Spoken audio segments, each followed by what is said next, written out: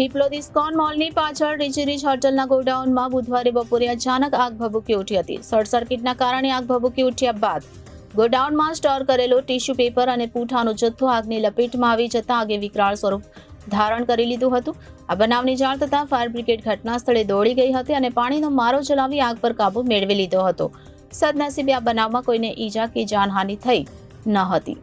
પીપલોદમાં rich હોટલના ગોડાઉનમાં short સર્કિટના કારણે બુધવારે બપોરે આગ ભભૂકી ઉઠી હતી. ટીશ્યુ પેપર અને પૂંઠાનો સ્ટોક કરેલો હોવાથી આગે વિકરાળ સ્વરૂપ ધારણ કરી લીધું હતું. બનાવની જાણ થતાં ફાયર બ્રિગેડ ઘટના સ્થળે દોડી ગઈ હતી અને આગ પર કાબુ મેળવી લીધો હતો.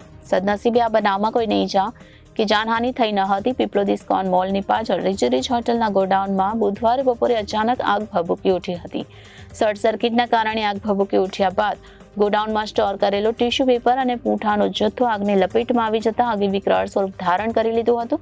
બનાવની જાણ થતાં ફાયર બ્રિગેડ ઘટના સ્થળે દોડી ગઈ હતી અને પાણીનો મારો ચલાવી આગ પર કાબુ મેળવી લીધો હતો.